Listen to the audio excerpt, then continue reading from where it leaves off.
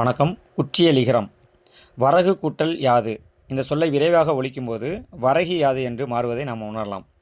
முதல் சொல்லினுடைய இறுதியில் உள்ள கூ என்னும் எழுத்து கி என்று ஒலிப்பதை நாம் இதில் உணர முடியும்.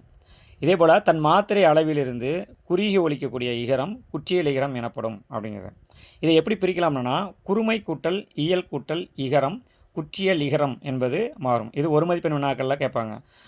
குற்றியலிகரம் பிரித்து எழுத கிடைக்கக்கூடிய சொல் எதுன்னு கேட்டால் குறுமை கூட்டல் இயல் கூட்டல் இகரம் அப்படிங்கிறத நம்ம எழுதணும்.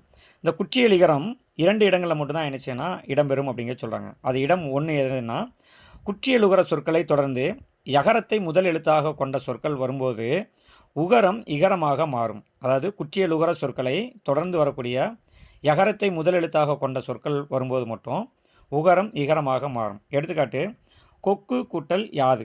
இதை முதல் சொல் குற்றியலுகர எழுத்திருக்கு. நிலைமொழியோட கடைசி எழுத்து குற்றியலுகர எழுத்திருக்கு. வறுமொழியுடைய முதல் எழுத்து யகரமாக இருக்குது. இந்த மாதிரி யகரம் வரும்போது இந்த கு என்ற எழுத்தில் இருக்கக்கூடிய உகரம் கெட்டு அதுக்கு பதிலாக ஈயாக என்னச்சுன்னா மாறி வரும். இந்த மாதிரி வரக்கூடிய பேர் என்னன்னா குற்றியல் லிகரம் அப்படின்னு சொல்லுவாங்க. இதே போல் தோப்பு கூட்டல் யாது. இங்கே வறுமொழி யகரத்தில் வந்திருக்கு. நிலைமொழி கடைசி குற்றியலுகர எழுத்தாக இருக்குது. இது சேரும்போது என்னன்னா தோப்பியாது. அதே போல் நாடு கூட்டல் யாது நாடியாது என்று வரும். இது முதல் இடம் அப்படிங்கிறது.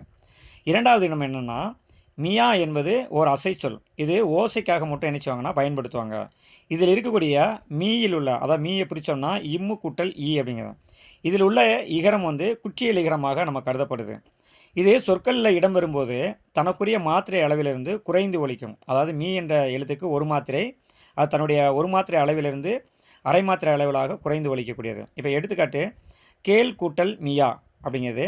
இங்கே மீ என்ற எழுத்தில் இருக்கக்கூடிய இகரம் என்ன செய்தோம்னா தன்னுடைய மாத்திரை அளவு குறைந்து ஒலிக்கிறது. எடுத்துக்காட்டு கேல் கூட்டல் மியா கேன்மியா அப்படிங்கிறது. இங்கே மியா அப்படிங்க சொல்லும்போது என்ன சொன்னால் அது ஓசை குறைந்து ஒலிக்கக்கூடியதை நம்ம உணர முடியும். அதேமாதிரி செல் கூட்டல் மியா என்பது சென்மியா அப்படிங்கிறது. இந்த மாதிரி 2 இடங்களில் குற்றியலிகரம் பயன்படும் வரும் அப்படிங்கிறத இதில் சொல்கிறாங்க. அதே மாதிரி குற்றியலிகரம் தற்போது உரைநடை வழக்கில் இல்லை. இலக்கியங்களில் மட்டும்தான் என்ன செய்கிறோம்னா இந்த குற்றியலிகரங்களை நாம் பயன்படுத்துகிறோம் அப்படிங்கிறத தெரிஞ்சுக்கொள்வோம்.